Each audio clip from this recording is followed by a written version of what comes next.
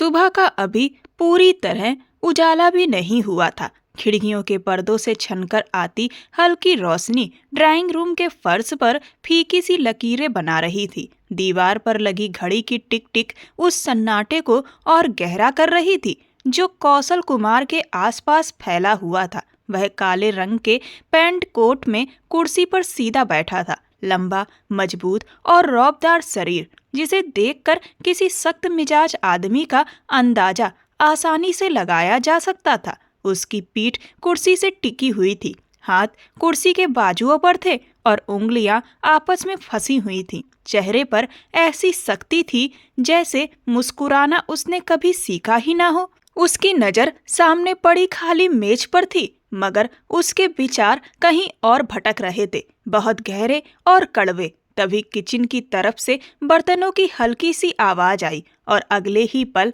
एक घबराया हुआ सा साया दिखाई दिया।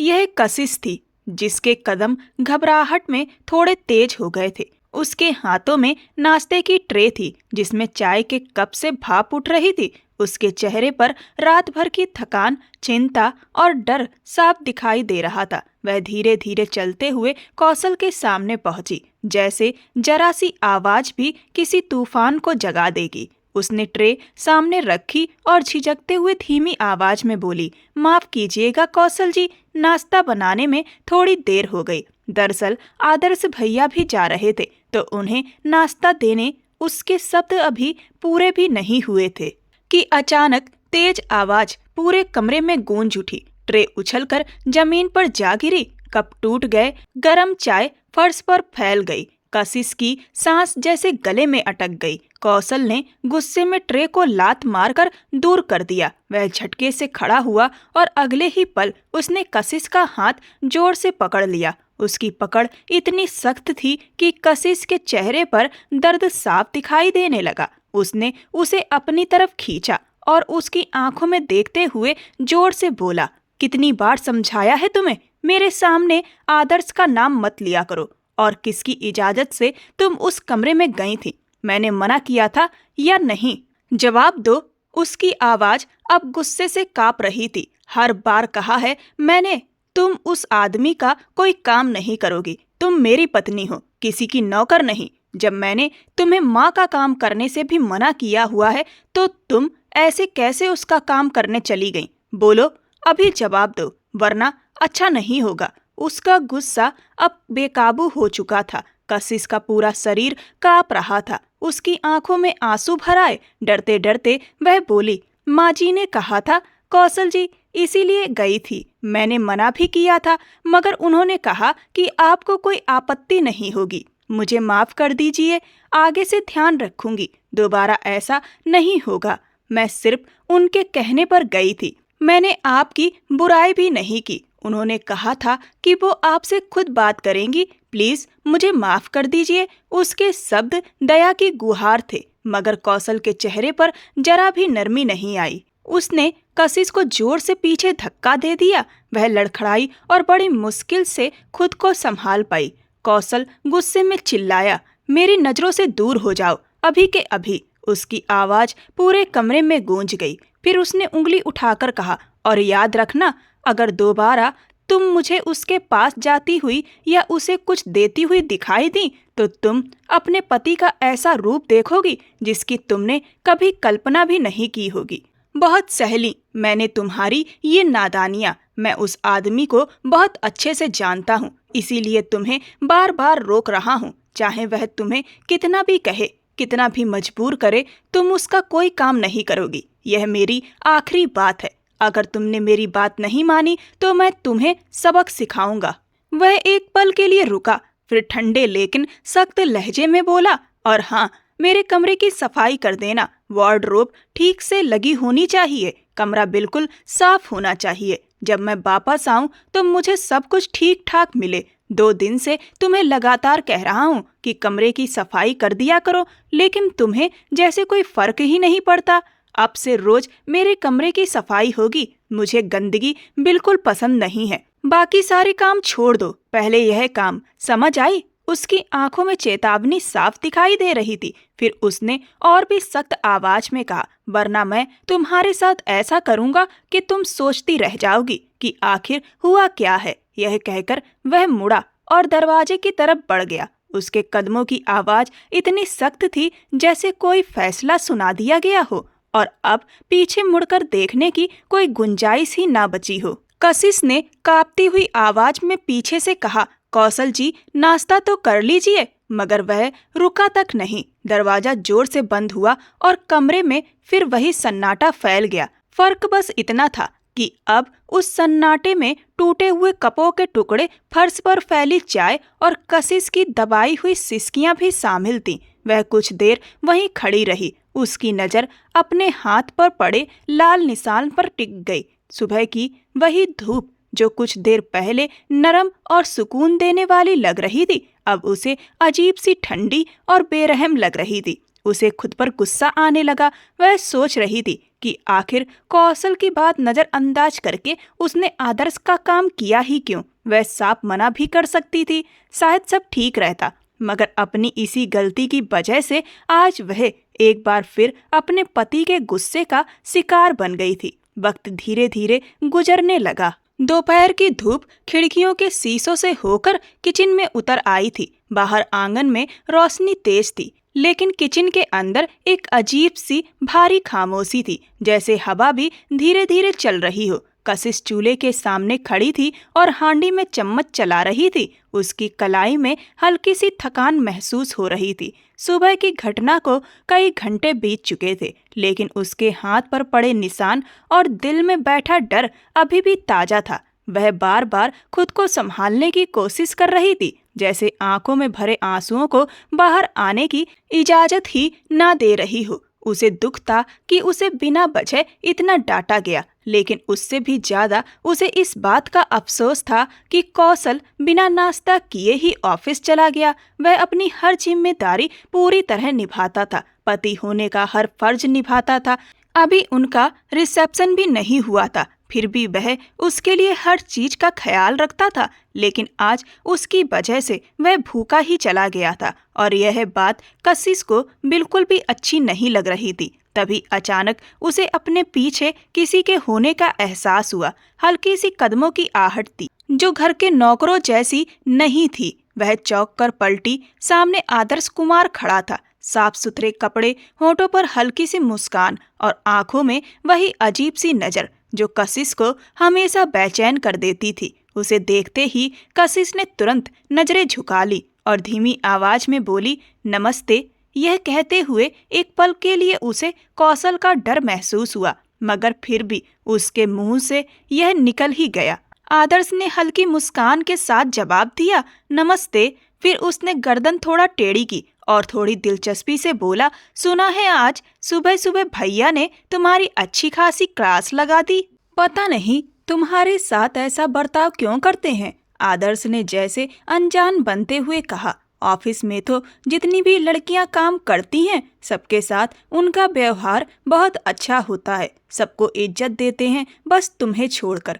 उसके शब्द सीधे आग लगाने जैसे थे। वह अच्छी तरह जानता था कि सामने खड़ी यह घबराई हुई लड़की उसके भाई के प्यार में पूरी तरह डूबी हुई है। जानबूझकर वह ऐसी बातें कर रहा था ताकि उसके दिल में शक और नफरत पैदा हो जाए। कशिश के दिल में जैसे किसी ने हल्की सी सुई चुभो दी।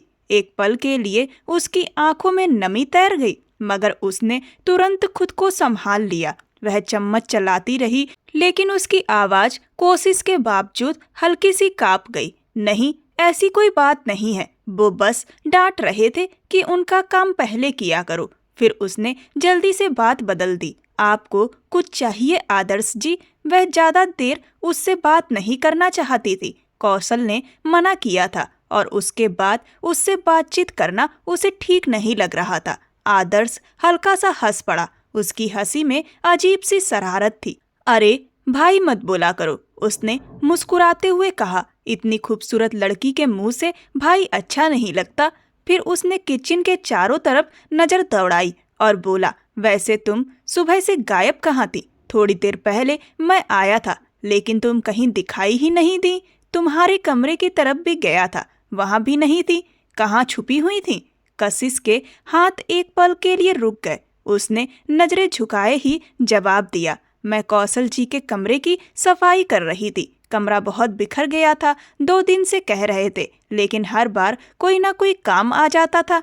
इसीलिए आज बाकी सब काम छोड़कर पहले उनका कमरा साफ किया। इसी में थोड़ा समय लग गया। वाह, आदर्श ने बनावटी हैरानी से कहा, भैया ने तो तुम्हें अपनी पर्सनल नौकरानी ही बना रखा है। तुम्हारी अपनी कोई जिंदगी नहीं है क्या? कभी कभी तो मुझे हैरानी होती है, साल 2026 चल रहा है और तुम ना इंस्टाग्राम पर हो ना फेसबुक पर। कम से कम व्हाट्सएप तो रखो अपने फ़ोन में। मुझे तुमसे बात करने में आसानी हो जाएगी। हमारा घर इतना बड़ा है, पूरे दिन तुम्हें ढूंढता रहता हूँ, पता ही नहीं चलता तुम किस कोने में होती हो। कशिश ने फिर चम्मच हांडी में चलाना शुरू कर दिया। उसके लिए यह बातें नई नहीं थी, मगर हर बार दिल पर बोझ डाल जाती थी। वह शांत लहजे में बोली, मुझे तो बस कौशल जी से ही काम रहता है। उनसे बात करनी हो तो फ़ोन से आराम से हो जाती है। ऐसी ऐप्स मोबाइल में रखने से उन्होंने मना किया है। कहते हैं ये सब ठीक नहीं होता, और सच कहूँ तो मुझे भी किसी और से बात करने की जरूरत नहीं लगती। मोबाइल पर ज़्यादा किसी से बात नहीं करती। आदर्श ने धीरे से सिर हिलाया, जैसे उसकी बात पर सोच रहा हो। फिर बोला, पता नहीं तुमने भैया को अपने लिए क्यों चुना?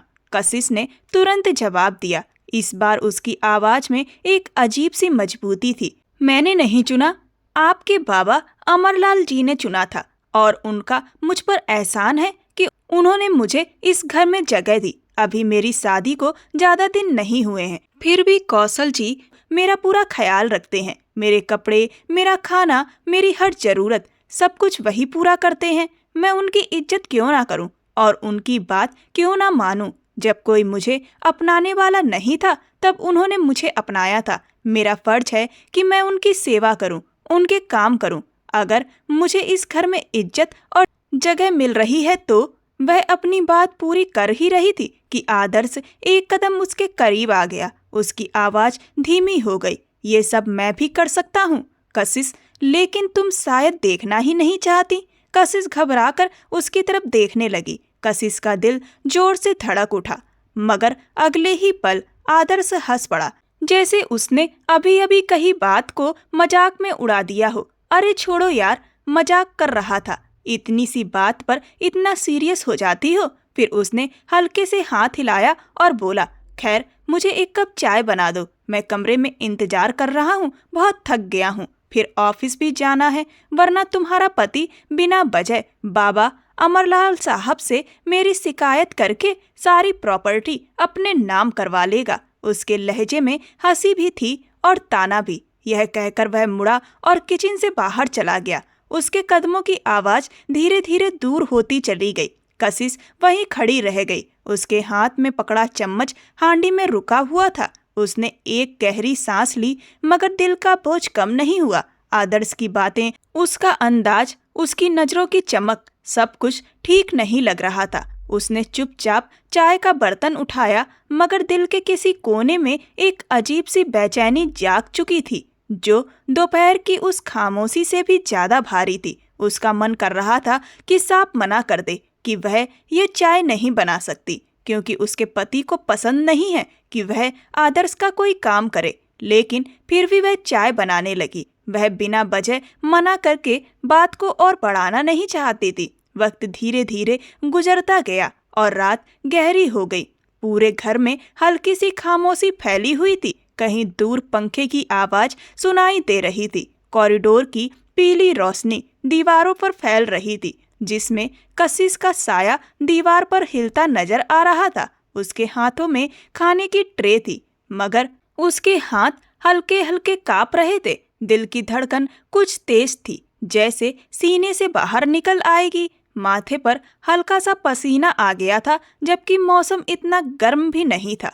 कौशल कुमार के कमरे के बाहर खड़े होकर उसे हमेशा ऐसा ही महसूस होता था। उसका सामना करना उसके लिए आसान नहीं था। वह ऐसा इंसान था जिससे उसे बेहद डर लगता था। ऐसा डर जो इंसान की जुबान बंद कर देता है और नजरें झुका देता है। उसने गहरी सांस ली, खुद को संभाला और दरवाजे पर हल्की सी दस्तक दी। अंदर से ठंडी आवाज आई, आ जाओ। उसने दरवाजा खोला तो कमरे की ठंडी रोशनी उसकी आंखों में पड़ी। कौशल सामने सोफे पर बैठा था, एक पैर दूसरे पैर पर रखे हुए और मोबाइल में व्यस्त। उसकी पूरी नजर स्क्रीन पर थी, जैसे कमरे में किसी और की मौजूदगी का कोई मतलब ही ना हो। कशिश ने अंदर आते ही धीरे से खाने की ट्रे सामने रख दी, फिर धीमी आवाज में बोली, मैंने कमरे की पूरी सफाई कर दी है, आपको ठीक लगी? अगर कुछ और करना हो तो बता दीजिए। कौशल ने मोबाइल से नजर उठाए बिना पूछा, आज दोपहर में आदर्श तुमसे क्या बात कर रहा था? कशिश का दिल एक पल को जैसे बैठ गया। वह सीधी खड़ी रही, हाथ आपस में पकड़े हुए, फिर धीरे से बोली, बस ऐसी ही सामान्य बात थी। मैं किचन में काम कर रही थी तो वो वहीं आकर खड़े हो गए थे। कौशल ने मोबाइल साइड टेबल पर रख दिया और पूरी तरह उसकी तरफ मुड़ गया। उसकी आंखों में फिर वही सख्ती लौट आई थी। सामान्य बात? उसने कड़े लहजे में कहा, जब तक तुम किचन में काम करती रही वो तुम्हारे पास खड़ा रहा और फिर तुम उसके कमरे में चाय देने भी गई थी। मैंने सुबह तुम्हें मना किया था। कशिश जल्दी से बोली, कौशल जी वो खुद आकर बात कर रहे थे और चाय के लिए कहा था तो मैंने नौकरानी को भेज दिया था, मैं खुद नहीं गई थी। अचानक कौशल सोफे से उठ खड़ा हुआ। उसकी आवाज में अब गुस्से की झलक साफ थी। चाय किसने बनाई थी? कशिश की आवाज एक पल के लिए अटक गई। उसने नजरें झुका ली, फिर खुद को संभालते हुए बोली, बनाई मैंने थी लेकिन मैं देने नहीं गई। कौशल की आवाज और तेज हो गई, जितना पूछा जा रहा है उतना ही जवाब दो। चाय क्यों बनाई थी? मैंने साफ मना किया था कि तुम आदर्श का कोई काम नहीं करोगी। क्या मेरी बात तुम्हें समझ नहीं आती? कशिश चुप रही। उसकी उंगलियां दुपट्टे के किनारों को मसलने लगीं। कौशल एक कदम आगे बढ़ा और सख्त आवाज में बोला, तुम्हें पता भी है मर्दों की नजर कैसी होती है? मैं खुद मर्द हूँ, मैं बहुत अच्छी तरह जानता हूँ कि उसके दिमाग में क्या चलता है। मुझे समझाने की कोशिश मत करो। हर मर्द विश्वास के काबिल नहीं होता। कौन शरीफ है और कौन नहीं, इसका फर्क तुम्हें समझ नहीं आता। यह कहते हुए वह उसके बिल्कुल सामने आकर रुक गया। कशिश की सांस जैसे अटकने लगी थी। कौशल ने सख्त आवाज में कहा, खबरदार अगर तुम मुझे आदर्श के आसपास भी नजर आई, और खबरदार जो तुमने उसका कोई काम किया। कमरे में एक पल के लिए पूरी खामोशी छा गई। कशिश की आंखें भर आई थी मगर उसने आंसू गिरने नहीं दिए। कौशल ने मुंह फेरते हुए बेपरवाही से कहा, जाओ और जाकर सुबह के लिए मेरी शर्ट निकाल कर ठीक से रख दो। बेकार की हरकतें करना आता है, काम ठीक से करना नहीं आता। यह कहकर वह फिर से सोफे पर बैठ गया, जैसे उसने फैसला सुना दिया हो और बात खत्म हो गई हो। कशिश ने बिना कुछ कहे बस हल्का सा सिर हिलाया। उसने एक नज़र ट्रे की तरफ डाली और चुपचाप कमरे से बाहर निकल आई। उसके कदम तेज थे, जैसे वहां एक पल को रुकना उसके बस की बात नहीं थी। अलमारी की तरफ बढ़ते हुए उसके हाथ अब भी हल्के हल्के कांप रहे थे, मगर चेहरे पर वही खामोशी थी, वही खामोशी जो उसने वक्त के साथ सीख ली थी। बोलने से ज्यादा सह लेने वाली खामोशी। कुछ घंटे बाद रात काफी आगे बढ़ चुकी थी। कमरे की खिड़कियां बंद थीं और पास रखे छोटे से लैंप की हल्की रोशनी दीवारों पर परछाई बना रही थी। कशिश अपने बिस्तर के किनारे बैठी खिड़की की तरफ देख रही थी। आसमान में सितारे साफ नजर नहीं आ रहे थे, जैसे हल्के बादलों ने सब कुछ धुंधला कर दिया हो। उसका दिल भी कुछ ऐसा ही था, भरा हुआ और भारी। दिन भर की सारी बातें उसके दिमाग में घूम रही थीं, मगर वह चुप थी, जैसे अब उसे इस शोर के साथ जीने की आदत हो गई हो। तभी अचानक दरवाजे पर दस्तक हुई। वह चौंक गई। उसका दिल एक पल को जोर से धड़क उठा। उसने तुरंत दरवाजे की तरफ देखा। दस्तक फिर हुई, इस बार थोड़ी तेज। वह धीरे से उठी और सावधानी से बोली, कौन है?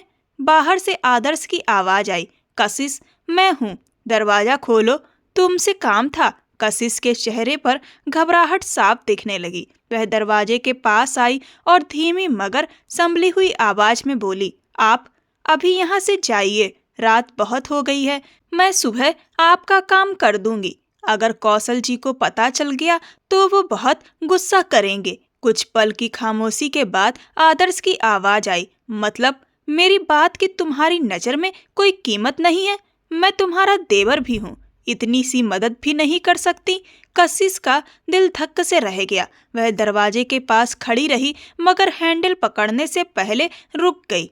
फिर हिम्मत जुटाकर उसने दरवाजा खोल दिया। सामने आदर्श खड़ा था, चेहरे पर हल्की सी मुस्कान, जैसे उसे पूरा यकीन हो कि वह मना नहीं करेगी। कशिश ने तुरंत कहा, कौशल जी को पसंद नहीं है कि मैं आपका कोई काम करूं। आप जाइए भैया।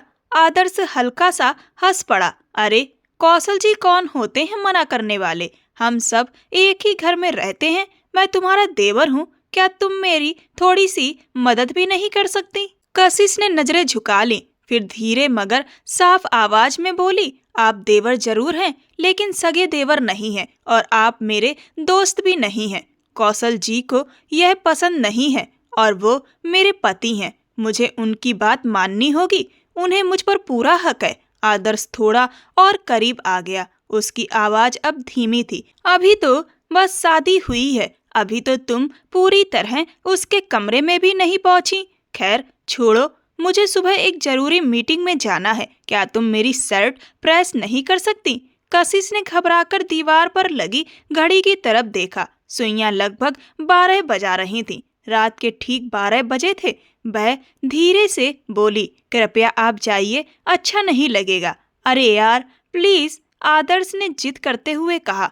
इतनी सी बात है, कौशल को छोड़ो, वो तो यूं ही उल्टा सीधा बोलता रहता है। हम सब जानते हैं उसका स्वभाव कैसा है। यह सुनकर कशिश के दिल को ठेस लगी। उसने तुरंत सिर उठाकर कहा, ऐसा मत कहिए, वो मेरे पति हैं और मेरे लिए बहुत सम्मान की बात है। कुछ देर की लंबी खामोशी के बाद कशिश ने धीरे से कहा, अच्छा आप शर्ट यहीं ले आइए, मैं प्रेस कर देती हूँ। आदर्श ने तुरंत बात काट दी, नहीं अब मैं क्यों लाऊं? ऐसा करो तुम ही चलकर कर दो, चलो ना, वहीं कर देना। कशिश ने एक बार फिर घड़ी की तरफ देखा। उसका बार बार कहना उसे ठीक नहीं लग रहा था, लेकिन वह साफ मना भी नहीं कर पा रही थी। दिल में एक अजीब सा दबाव था, जैसे वह किसी कोने में फंस गई हो। थोड़ी देर बाद उसने मजबूरी में कहा, ठीक है मैं जल्दी से कर देती हूँ। यह कहकर वह कमरे से बाहर निकल आई।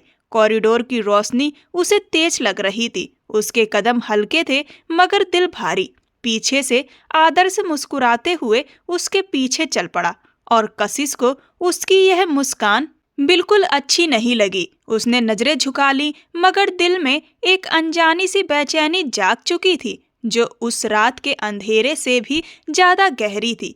कमरे में पहुंचकर कशिश ने एक नजर चारों तरफ डाली। हल्की रोशनी थी, पर्दे आधे खुले हुए थे और कमरे में मर्दों वाले परफ्यूम की तेज खुशबू फैली हुई थी, जो उसे बिल्कुल अच्छी नहीं लगी। उसका दिल तेज धड़क रहा था। खुद को संभालते हुए उसने सीधे कहा, कहाँ है शर्ट? दे दीजिए, मैं प्रेस कर देती हूँ। आदर्श भी उसके पीछे कमरे में आ चुका था। उसने दरवाजा बंद किया और हल्की मुस्कान के साथ बोला, इतनी जल्दी क्या है, प्रेस कर देना, पहले बैठो। कशिश चौंक गई। उसने तुरंत मना कर दिया, नहीं मुझे नहीं बैठना, प्लीज शर्ट दे दीजिए, मुझे जाना है। अगर किसी ने देख लिया तो बेवजह बात बन जाएगी। वह एक कदम पीछे हटी मगर आदर्श धीरे धीरे उसके करीब आता गया। उसकी आवाज नरम थी मगर अंदाज कुछ अजीब सा था। अरे जाने की क्या जल्दी है, कोई कुछ नहीं कहेगा, काम हो जाएगा तो बैठकर 2 बातें कर लेंगे। रात के सिर्फ 12 ही तो बजे हैं, ज्यादा देर नहीं हुई। हम दोनों कभी ढंग से बात भी नहीं कर पाते, आज कर लेते हैं। कशिश का दिल जोर जोर से धड़कने लगा। उसने खुद को संभालते हुए कहा, आपने मुझे शर्ट प्रेस करने के लिए बुलाया था, अगर शर्ट देनी है तो दीजिए, वरना मैं जा रही हूँ। वह मुड़ने ही वाली थी कि अचानक आदर्श ने उसका हाथ पकड़ लिया। पकड़ बहुत जोर की नहीं थी लेकिन इरादा साफ था। अरे इतना घबरा क्यों रही हो, अभी सिर्फ 12 बजे हैं, कौन सी बहुत रात हो गई है। कशिश के पूरे शरीर में जैसे झटका सा दौड़ गया। उसने तुरंत हाथ छुड़ाने की कोशिश की। यह क्या कर रहे हैं आप? आदर्श भाई, मेरा हाथ छोड़िए, बदतमीजी क्यों कर रहे हैं? एक पल के लिए आदर्श के चेहरे पर झुलझुलाहट आई, फिर वह हंसते हुए बोला, अरे बदतमीजी नहीं कर रहा, बस बात कर रहा हूँ तुमसे। उसी पल कमरे का दरवाजा जोर से खुला, तेज रोशनी अंदर आई और उसके साथ ही एक सख्त गुस्से भरी आवाज गूंजी, यहाँ क्या हो रहा है? कौशल कुमार दरवाजे पे खड़ा था, चेहरा गुस्से से लाल और आंखों में आग जल रही थी। जैसे ही उसकी नजर दोनों के बीच खड़े होने के फासले पर पड़ी, उसका गुस्सा और भड़क उठा। कशिश और आदर्श एक साथ पलटे। कौशल तेज कदमों से उनकी तरफ बढ़ा और एक ही झटके में कशिश का हाथ पकड़कर उसे अपने पीछे खींच लिया। कशिश का दिल जोर से कांप उठा, लेकिन उसी पल उसे आदर्श के हाथ से दूर होने का हल्का सा सुकून भी महसूस हुआ। आदर्श ने तुरंत सफाई देने की कोशिश की। अरे क्या हो गया कौशल, हम तो बस बात कर रहे थे। कौशल ने उसे बात पूरी भी नहीं करने दी। उसकी आवाज में सीधी धमकी थी, मेरी पत्नी से दूर रहो। वह एक कदम और आगे बढ़ा, मुट्ठियां भींचते हुए बोला, वरना तुम्हारे साथ मैं क्या करूंगा इसका अंदाजा भी नहीं लगा सकते। कमरे में एकदम सन्नाटा छा गया। कशिश कौशल के पीछे खड़ी कांप रही थी, उसके हाथ ठंडे पड़ चुके थे और सांसें तेज चल रही थीं। आदर्श के चेहरे की मुस्कान गायब हो चुकी थी। पहली बार उसकी आंखों में सावधानी और घबराहट दिखाई दी। कौशल, बात को इतना मत बढ़ाओ, आदर्श ने कहने की कोशिश की, लेकिन कौशल ने उसकी बात काट दी। एक शब्द और मत बोलना, वरना जुबान खींचकर हाथ में दे दूंगा। कुछ पल दोनों आदमी एक दूसरे को घूरते रहे, फिर आदर्श ने नजरें फेर लीं, कंधे उचकाए और बिना कुछ कहे कमरे से बाहर निकल गया। दरवाजा बंद होने की आवाज कमरे में देर तक गूंजती रही। कौशल ने मुड़कर कशिश की तरफ देखा, उसकी आंखों में साफ डर था, मगर वह चुप थी। कौशल ने जैसे कुछ कहना चाहा, लेकिन फिर खुद को रोक लिया और उसका हाथ पकड़कर उसे कमरे से बाहर ले गया। थोड़ी ही देर में वे दोनों उसके कमरे में थे। दरवाजा जोर से बंद हुआ और आवाज पूरे कमरे में गूंज गई। कशिश अभी संभल भी नहीं पाई थी कि कौशल ने झटके से उसका हाथ छोड़ दिया। वह लड़खड़ाकर एक कदम पीछे हो गई। उसका दिल इतनी तेजी से धड़क रहा था कि उसे अपने कानों में शोर सुनाई देने लगा। पागल हो तुम? कौशल गुस्से से चीखा। किसकी इजाजत से उसके कमरे में गई थी? वक्त देखा है तुमने? आधी रात हो रही है। कशिश की आंखों में आंसू आ गए, मगर उसने खुद को मुश्किल से संभाला। उसकी आवाज कांप रही थी, लेकिन शब्द साफ थे। मैं नहीं जा रही थी। कौशल ने तंज भरी हंसी के साथ उसकी तरफ देखा, जैसे उसकी बात की कोई कीमत ही ना हो। जबरदस्ती, उसने आंखें सिकोड़ कर कहा। अचानक तुम इतनी मासूम कैसे बन गई? कशिश जल्दी जल्दी बोलने लगी, जैसे हर पल उसके खिलाफ जा रहा हो। वो बार बार कह रहे थे कि शर्ट प्रेस कर दो। मैं मना कर रही थी। जब वहां गई और मैंने उनसे शर्ट मांगी तो वो उल्टी सीधी बातें करने लगे। कहने लगे बैठो, बात करते हैं। मैंने साफ मना किया था, बार बार उन्हें समय भी याद दिलाया था। वह एक कदम आगे बढ़ी और विनती भरे स्वर में बोली, आप मुझे गलत मत समझिए। अगर आपको यकीन नहीं है तो आप जाकर आदर्श से पूछ सकते हैं। यह सुनते ही कौशल का गुस्सा और भड़क उठा। उसने हाथ झटकते हुए कहा, भाड़ में गया आदर्श। वो चिल्लाया, और भाड़ में गई तुम्हारी बातें। वह कशिश के बिल्कुल सामने आकर खड़ा हो गया। उसकी आवाज में जहर घुला हुआ था। जो सवाल मैंने तुमसे पूछा है उसका जवाब दो। तुम्हारे अंदर अकल नाम की कोई चीज है या नहीं? कशिश ने नजरें झुका ली। दिल जैसे अंदर से टूट गया था। कौशल ने उंगली उठाकर कहा, मैंने तुम्हें कुछ घंटे पहले ही मना किया था कि तुम आदर्श का कोई काम नहीं करोगी, उसकी कोई बात नहीं सुनोगी। फिर तुम उसके साथ उसके कमरे में गई। क्यों? वो भी इतनी रात को? उसके शब्द लगातार बरसते जा रहे थे। कशिश की आवाज बहुत धीमी हो गई थी। मैंने आपको बताया ना, वो मुझे जबरदस्ती ले गए थे। कौशल जी। कौशल की आंखों में ऐसी सख्ती थी कि कशिश का शरीर जैसे सुन्न पड़ गया। बहाने मत बनाओ। वह कुछ देर तक उसे घूरता रहा, फिर ठंडे और खतरनाक लहजे में बोला, तुम्हारा हिसाब मैं सुबह करूंगा। कशिश के दिल में डर की लहर दौड़ गई। जाओ, अभी दफा हो जाओ अपने कमरे में, और अगर दोबारा आदर्श के पास दिखाई दी ना तो बहुत बुरा होगा। वह एक पल रुका, फिर दांत भींच कर बोला, और आदर्श को भी मैं सीधा कर दूंगा। ये शब्द कशिश के लिए आखिरी चोट थे। उसने कुछ नहीं कहा, न सफाई दी, न कोई विनती की। वह तुरंत मुड़ी और दरवाजे की तरफ बढ़ी। लगभग भागती हुई कमरे से बाहर निकल गई। गलियारे की रोशनी उसकी आंखों में चुभ रही थी, सांसें तेज चल रही थी, कदम लड़खड़ा रहे थे। पीछे कौशल के गुस्से की आवाज अब भी उसके कानों में गूंज रही थी। उसके दिमाग में बस एक ही ख्याल था, किसी तरह उस पल से, उस डर से दूर हो जाए। लेकिन घर की वही दीवारें थीं, खामोश, बंद और उसकी बेबसी की गवाह। सुबह की हल्की रोशनी धीरे धीरे कमरे में फैल रही थी। पर्दे आधे खुले थे और सुनहरी धूप फर्श पर पड़ रही थी।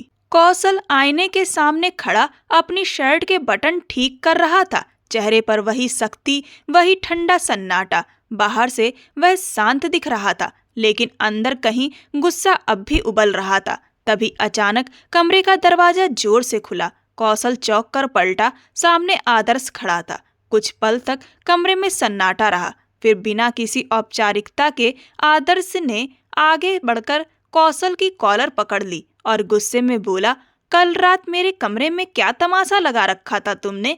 कशिश मेरे साथ थी, वो डरी हुई थी, इसीलिए मैंने उस समय कुछ नहीं कहा। लेकिन तुम खुद को समझते क्या हो? सिर्फ इसलिए कि उससे तुम्हारी शादी हो गई है?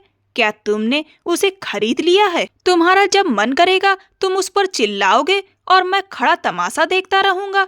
उसकी आवाज गुस्से से कांप रही थी। वो कोई चीज नहीं है, वो एक इंसान है, सांस लेती हुई जिंदा इंसान, कोई गुड़िया नहीं जिसे तुम अपनी मर्जी से डराओ और चिल्लाओ। कौशल की गर्दन सख्त हो गई, लेकिन वह खुद को काबू में रखने की कोशिश कर रहा था। कुछ पल तक वह आदर्श को घूरता रहा। फिर अचानक उसने उसका हाथ पकड़कर अपनी कॉलर छुड़ाई और उसे जोर से पीछे धकेल दिया। उसकी आंखें गुस्से से लाल हो गई थीं। वह चिल्लाते हुए बोला, अपनी औकात में रहकर बात करो। मेरी पत्नी के बारे में बकवास कर रहे हो? हाँ, तुम मेरे बाप अमर लाल के बेटे हो, लेकिन ये मत भूलो कि हमारी माँ अलग अलग हैं। और जब कशिश को बोझ समझकर एनजीओ भेजा जा रहा था, तुम्हें बाबा ने खुद कहा था कि तुम उससे शादी कर लो। वो तुमसे कुछ साल छोटी थी, लेकिन तुमने अपनी अकड़ दिखा दी और मना कर दिया। फिर मैं था जिसने उससे शादी के लिए हाँ की, उसे अपना नाम दिया।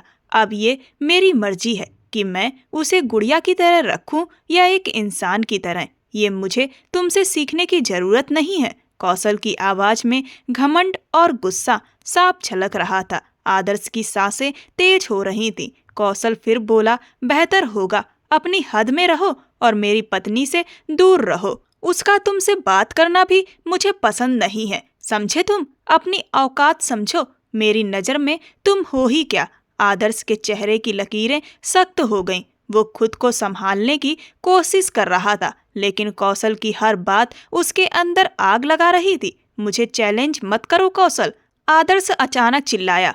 तुमने मेरे बाप का प्यार मुझसे छीना है, कंपनी की कुर्सी तुमने मुझसे छीनी है, लेकिन देखना एक दिन ऐसा आएगा जब मैं तुम्हें उसी जगह खड़ा कर दूंगा जहां तुम खुद रोओगे और मुझसे माफी मांगोगे कि तुम्हें छोड़ दूं। मगर मैं तुम्हें नहीं छोड़ूंगा। मैं तुम्हें ऐसी तकलीफ दूंगा जिसकी तुमने कभी कल्पना भी नहीं की होगी।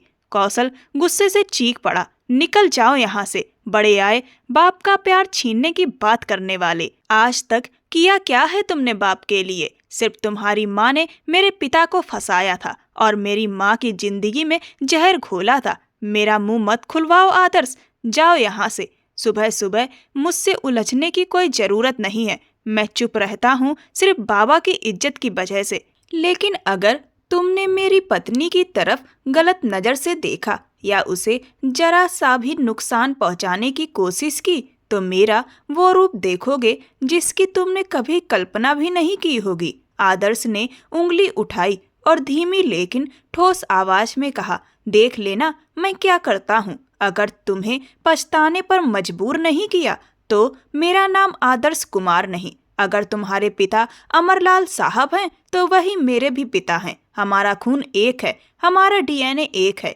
याद रखना, मैं भी तुम्हारी तरह जिद्दी हूँ। अगर मैंने ठान लिया तो करके ही दम लूंगा। इतना कहकर वह मुड़ा और कमरे से बाहर निकल गया। उसके कदमों की आवाज और दरवाजे के जोर से बंद होने की गूंज कुछ देर तक कमरे में फैलती रही।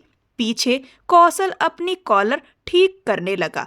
उसकी मुट्ठियां अब भी भींची हुई थीं। दिल तेज धड़क रहा था, आंखों में गुस्सा भी था और कहीं ना कहीं बेचैनी भी। कमरे की हवा भारी हो चुकी थी, जैसे अभी अभी कुछ ऐसा टूट गया हो जिसे फिर से जोड़ना आसान नहीं होगा। तभी एक पल के लिए उसके दिमाग में कशिश का ख्याल आया। आदर्श का गुस्सा देखकर वह समझ गया था कि वह कुछ भी कर सकता है। कहीं बदला लेने के लिए वह कशिश को ही निशाना न बना ले।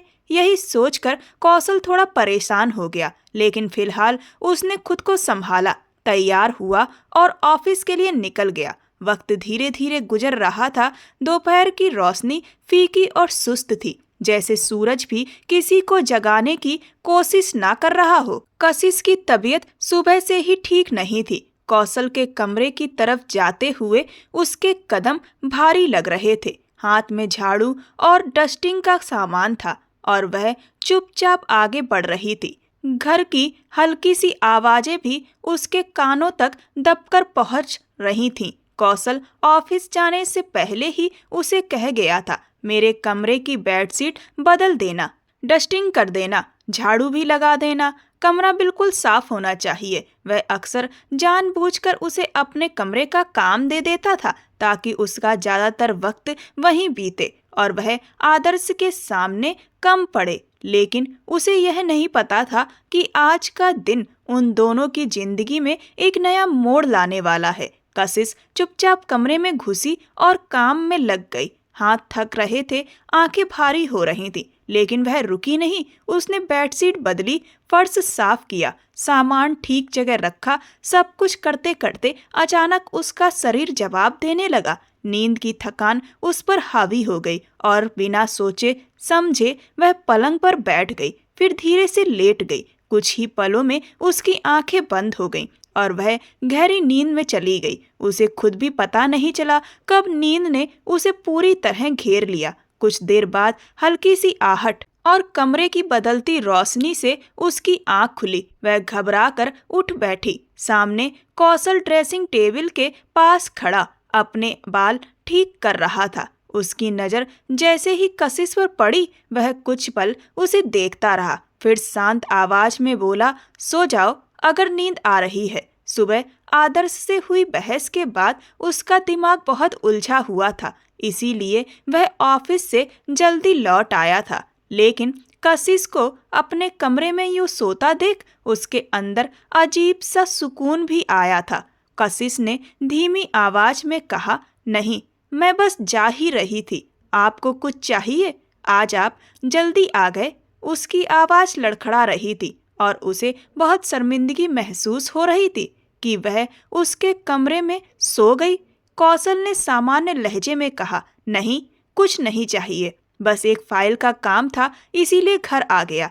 तुम आराम कर लो, मैं दूसरे कमरे में चला जाता हूँ। उसका लहजा इस बार काफी नरम था। रात को वह जरूरत से ज्यादा सख्त हो गया था। शायद अब वह वही कड़वाहट कम करना चाहता था। कशिश जल्दी से पलंग से उठने लगी, तभी उसका सर घूम गया। उसकी आंखों में घबराहट से नमी आ गई। फिर घबराई हुई नजरों से कौशल को देखकर बोली, मैं अभी आती हूँ। उसकी आवाज डर से भरी हुई थी। उसे बिल्कुल अंदाजा नहीं था कि आज वो इतना थक जाएगी। वह घबराकर जल्दी से कमरे से बाहर निकल गई। उसके जाने के बाद कौशल को एक पल में ही सब समझ आ गया कि कशिश बीते कई दिनों से आदर्श की वजह से तनाव में चल रही है, जिसकी वजह से उसे स्ट्रेस हो रहा है और घबराहट महसूस हो रही है। तभी शायद वह थकान ज्यादा महसूस कर रही है। उसने तुरंत इंटरकॉम उठाया और कॉल मिलाई। कुछ ही सेकंड बाद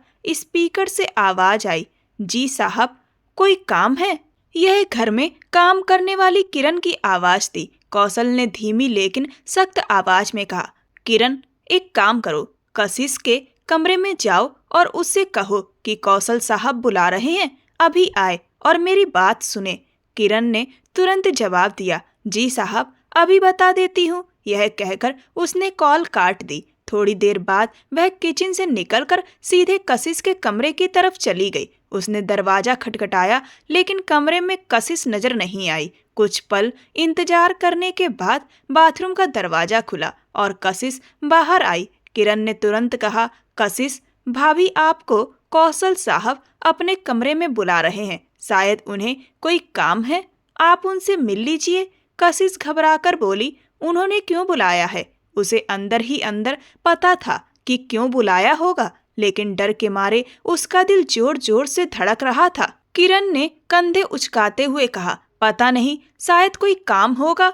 कशिश ने सिर झुका लिया। उसकी आंखों में आंसू आ गए और धीमी आवाज में बोली, मेरी तबीयत ठीक नहीं है, तुम उनसे कह दो कि मैं बाद में आ जाऊंगी। किरण ने माथे का पसीना पोंछते हुए धीरे से कहा, आप तो जानती हैं कौशल साहब को, आपके मामले में वो ना सुनना पसंद नहीं करते। अच्छा यही होगा कि आप अभी जाकर उनकी बात सुन लो, वरना वो बेवजह नाराज हो जाएंगे। कशिश कुछ पल वहीं खड़ी रही। उसने घबराकर किरण की तरफ देखा। यह बात वह भी अच्छी तरह जानती थी कि अगर वह नहीं गई तो कौशल और ज्यादा गुस्सा हो जाएगा, लेकिन इस हालत में उसका सामना करना उसके लिए बहुत मुश्किल था। वह पहले ही डर से भरी हुई थी और अब सर दर्द भी शुरू हो चुका था।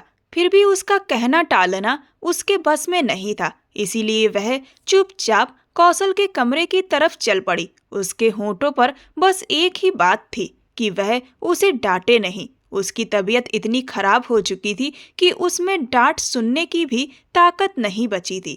थोड़ी देर बाद वह कमरे के अंदर दाखिल हुई। उसके चेहरे पर घबराहट साफ दिखाई दे रही थी। कमरे की रोशनी हल्की थी, पर्दे आधे खुले थे और हवा का हल्का झोंका अंदर आकर पर्दों को धीरे धीरे हिला रहा था। सामने कौशल खड़ा था, पीठ के पीछे हाथ बांधे हुए। उसकी सीधी खड़ी हुई मुद्रा देखकर कशिश की घबराहट और बढ़ गई। उसने सिर झुका लिया और शर्म से भरी आवाज में बोली, मैं बहुत शर्मिंदा हूँ, मुझे बिल्कुल पता नहीं था कि आज ऐसा होगा। अगर जरा सा भी अंदाजा होता तो मैं आपके कमरे में कभी नहीं आती। मैं शायद बहुत ज्यादा थक गई थी, इसीलिए कब मुझे नींद आ गई मुझे मालूम ही नहीं चला। मैं यहाँ सोना नहीं चाहती थी, मैं तो बस सफाई करने आई थी। कब नींद आ गई मुझे पता ही नहीं चला, मुझे माफ कर दीजिए। उसकी आवाज शर्म से कांप रही थी। उसने कभी सोचा भी नहीं था कि उसे कौशल के सामने ऐसी बातें करनी पड़ेंगी। उसके डरे हुए चेहरे और कांपते हाथों को देखकर कौशल का गुस्सा काफी हद तक ठंडा पड़ गया। उसने कुछ पल उसे देखा, फिर शांत और धीमी आवाज में बोला, मैंने तुम्हें डांटने के लिए नहीं, बात करने के लिए बुलाया है। तुम्हें शायद आराम की जरूरत है। बीते कुछ दिनों में जो माहौल बना हुआ है उसकी वजह से शायद तुम्हें स्ट्रेस हो रहा है। ज्यादा सोचने की जरूरत नहीं है, बस आदर्श से दूरी बनाकर रखो। मैं बस इतना चाहता हूँ, तुम जाओ और आराम करो, और अगर तुम्हें कोई दवा चाहिए तो मुझे बता देना, मैं बाजार से ला दूंगा। बाकी खाने पीने का सामान घर में मौजूद है। ठीक से खाओ पियो और अपनी सेहत का ध्यान रखो। कौशल ने बिल्कुल सामान्य अंदाज में कहा, जैसे इसमें कोई बड़ी बात ही ना हो। कशिश ने शर्म से सिर और भी झुका लिया और धीमी आवाज में बोली, जी सब कुछ है, आप प्लीज इस तरह की बातें मत कीजिए, मुझे बहुत शर्म आ रही है। कौशल ने हल्की सी मुस्कान के साथ कशिश की तरफ देखा। उसकी नजरें नरम थीं, लेकिन बात साफ और गंभीर थी। वह बोला, देखो मैं तुम्हारा पति हूँ, हमारी शादी हो चुकी है, इसीलिए इतनी घबराने की जरूरत नहीं है। तुम्हें अपनी हर जरूरत की बात मुझसे ही कहनी चाहिए, मुझसे ही बतानी चाहिए। बेवजह शर्माना छोड़ दो, धीरे धीरे सब ठीक हो जाएगा और कुछ ही दिनों में तुम वैसे भी मेरे कमरे में शिफ्ट हो जाओगी, समझी? कशिश ने हल्के से सिर हिला दिया। कमरे में कुछ पल खामोशी रही। फिर कौशल उसे देखते हुए बोला, मैं तुम्हें कुछ बातें समझाना चाहता हूँ, अगर तुम्हें बुरा ना लगे तो कहूँ। कशिश ने फिर धीरे से सिर हिलाया। कौशल ने गहरी सांस ली और बोला, आदर्श और मेरा रिश्ता तुम जानती ही हो, वो मेरे पिता की दूसरी पत्नी का बेटा है। मेरा भाई जरूर है, हमारा खून एक है, लेकिन हमारा स्वभाव बिल्कुल अलग है। सच कहूँ तो मुझे वो बिल्कुल पसंद नहीं है, ना उसका व्यवहार, ना उसका सोचने का तरीका। उसका दिमाग ठीक नहीं है।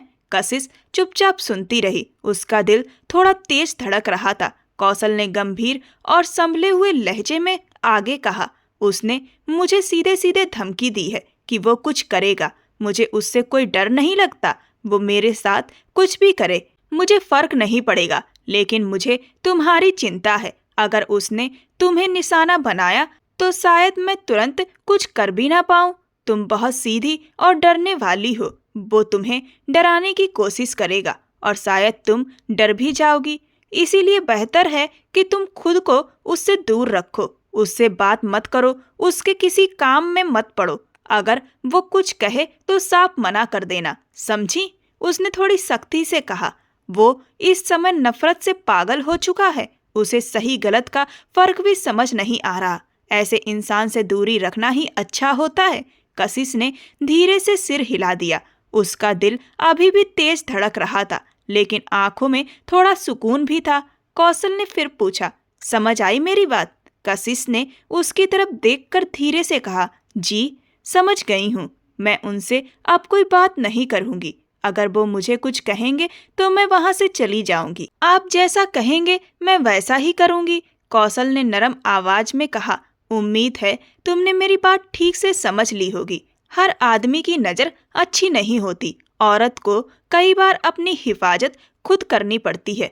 फिर उसने थोड़ा सामान्य होते हुए कहा, खैर अब तुम आराम करो। मैं थोड़ा बाहर जा रहा हूँ और आज तुम्हें खाना बनाने की जरूरत नहीं है। मैं बाहर से ले आऊंगा। यह कहकर वह कमरे से बाहर चला गया। दरवाजा बंद होने की आवाज के साथ कमरे में फिर से सन्नाटा छा गया। कशिश ने धीरे धीरे गहरी सांस ली और पलंग पर बैठ गई। उसके हाथ धीरे से कमर के पास टिके हुए थे और नजरें जमीन पर झुकी हुई थी। उसके मन में अभी भी घबराहट, शर्म और थोड़ी सी राहत सब एक साथ घूम रहे थे। दिल में घबराहट थी, मगर उसकी रूह के किसी कोने में एक अजीब सा सुकून भी था।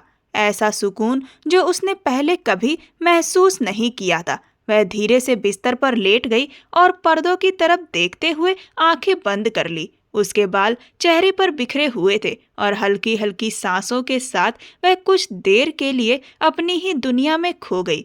उसके दिमाग में सुबह से लेकर अब तक की सारी बातें घूम रही थी। हर घटना, हर शब्द, कौशल की सख्त आवाज, उसका गुस्सा, उसका समझाना, सब कुछ साफ साफ याद आ रहा था।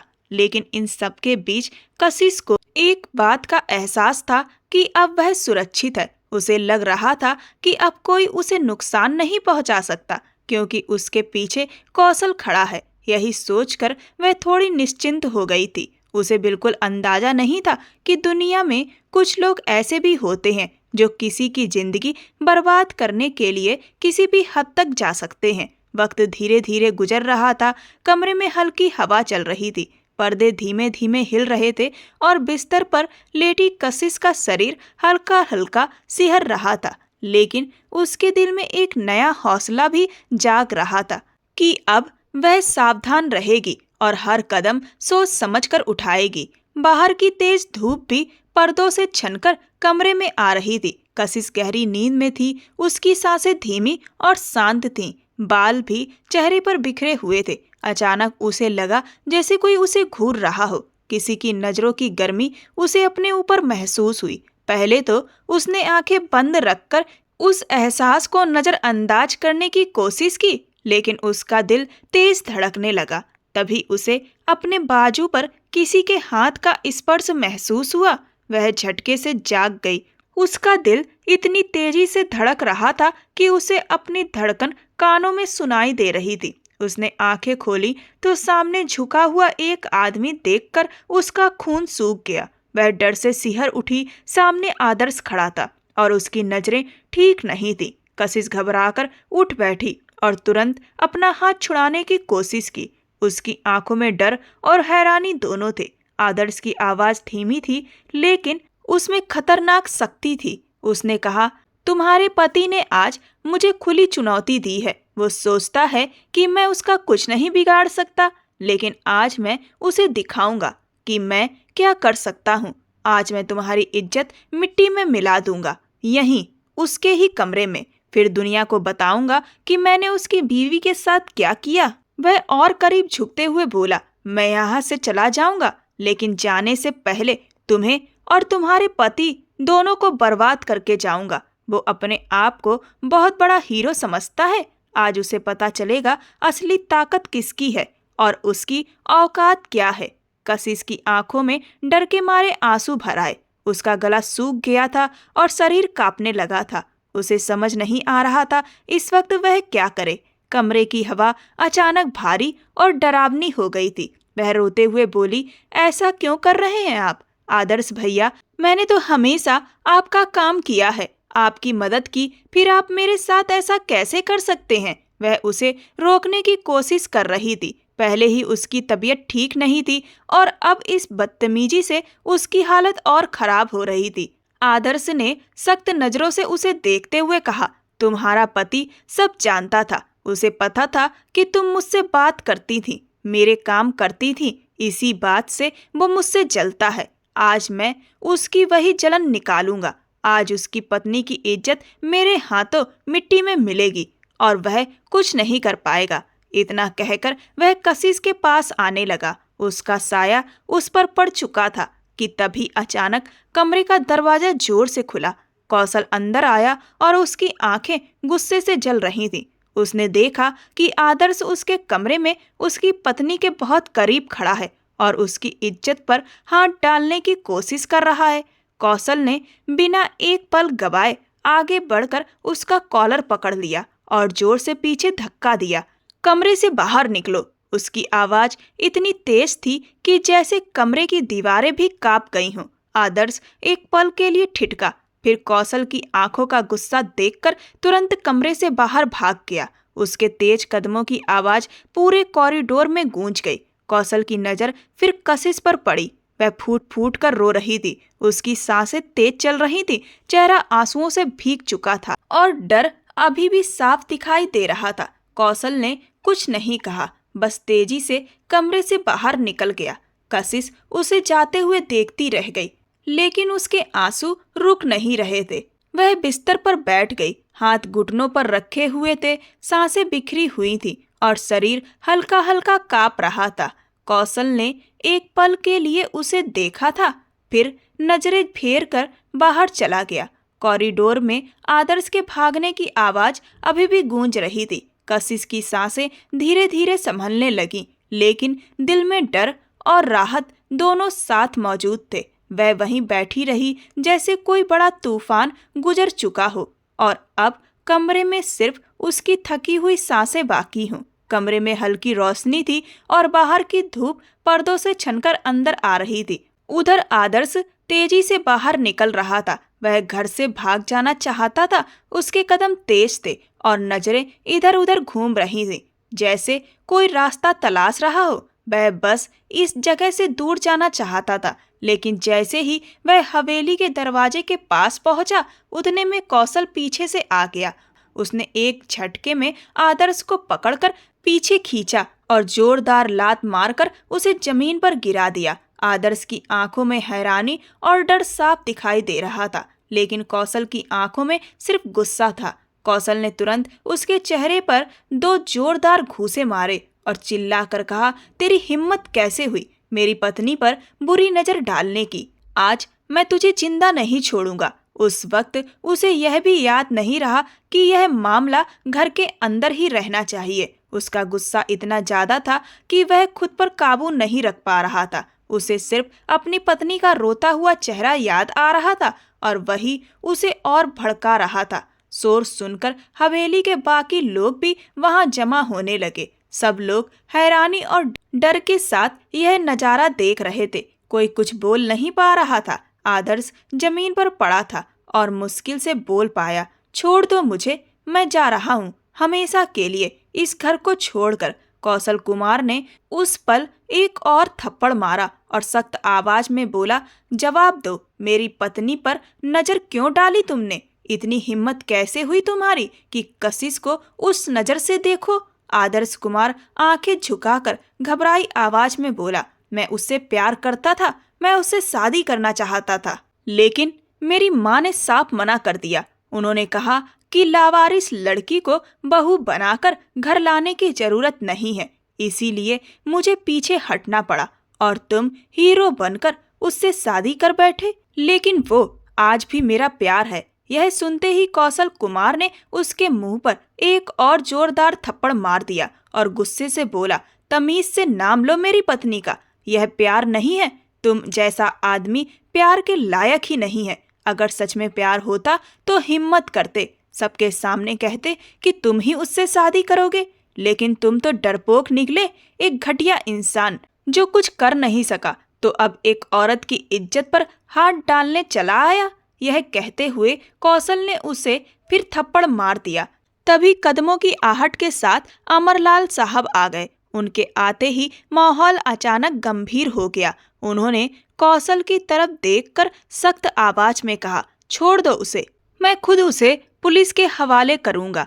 लेकिन उस वक्त आदर्श की माँ आ गई और वह कौशल से रिक्वेस्ट करने लगी कि उनके बेटे आदर्श को छोड़ दो, वह उसे हमेशा के लिए विदेश भेज देंगे। उसकी तरफ से वह कौशल से माफी मांगने लगी। वैसे तो कौशल के लिए वह सिर्फ उसके पिता की दूसरी पत्नी थी, लेकिन वह उनकी इज्जत करता था, इसीलिए उन पर तरस खाकर उसने आदर्श को छोड़ दिया, इस शर्त पर कि वह दोबारा कभी इस घर में नजर नहीं आएगा। अमरलाल साहब ने आदर्श को हमेशा के लिए विदेश भेज दिया। आदर्श ने जाते जाते नफरत भरी नजरों से सबको देखा, जैसे वहां मौजूद हर इंसान उसे चुभ रहा हो। उसके कदम जमीन पर जोर से पड़ रहे थे और उसके कानों में अभी भी कौशल की आवाज गूंज रही थी।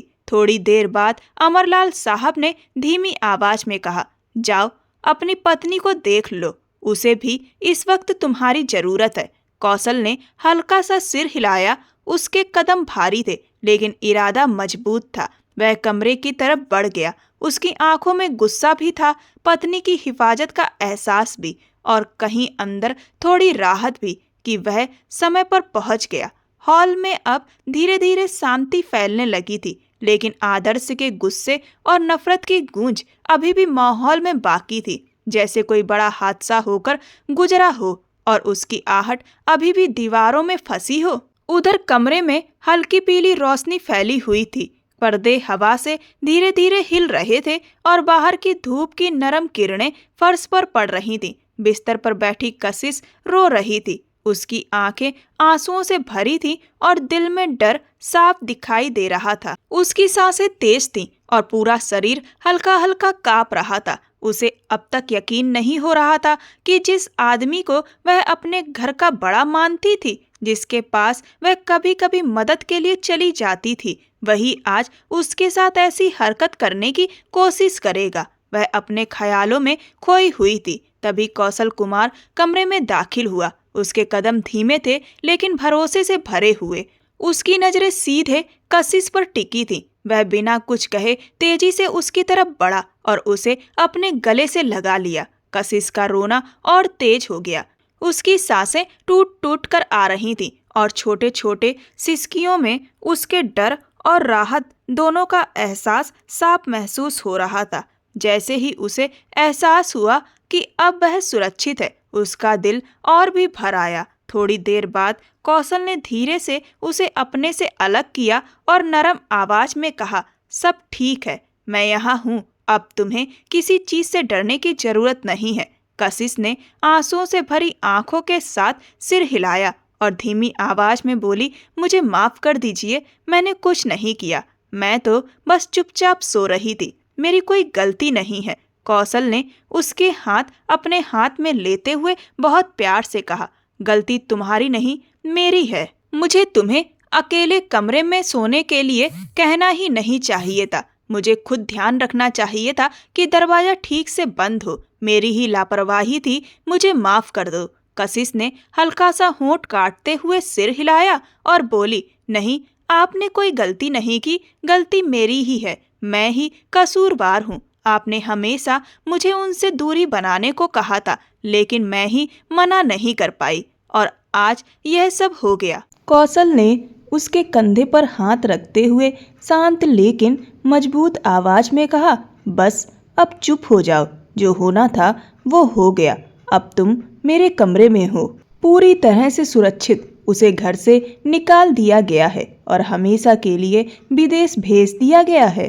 दरअसल कशिश अमरलाल साहब के घर के पड़ोस में रहती थी और बहुत ही सीधी और शांत रहने वाली लड़की थी, क्योंकि उसकी माँ कई साल पहले ही गुजर चुकी थी और बाप भी बीमार रहते थे। फिर एक दिन कशिश के पिता का भी देहांत हो गया और कशिश की जिम्मेदारी उसके भैया और भाभी पर आ गई। लेकिन उसकी भाभी उसकी जिम्मेदारी लेने को बिल्कुल भी तैयार नहीं थी। तब कशिश के भैया ने फैसला किया कि वह उसे एक एनजीओ में भेज देंगे और खर्चा देते रहेंगे। लेकिन जब यह बात अमरलाल साहब के कान में पड़ी तो उन्हें यह बिल्कुल भी अच्छा नहीं लगा, क्योंकि कशिश बहुत सीधी थी और आज का वक्त और जमाना बहुत खराब हो चुका था। इसीलिए अमरलाल साहब ने सोचा कि वह कशिश की शादी अपने बेटे से करवा दें और उन्होंने पहले आदर्श से ही कशिश की शादी की बात की थी। लेकिन आदर्श की माँ को कशिश का रिश्ता बिल्कुल भी पसंद नहीं था, क्योंकि वह चाहती थी कि वह आदर्श की शादी एक पैसे रुतबे वाले बड़े बिजनेसमैन की लड़की से करेंगी।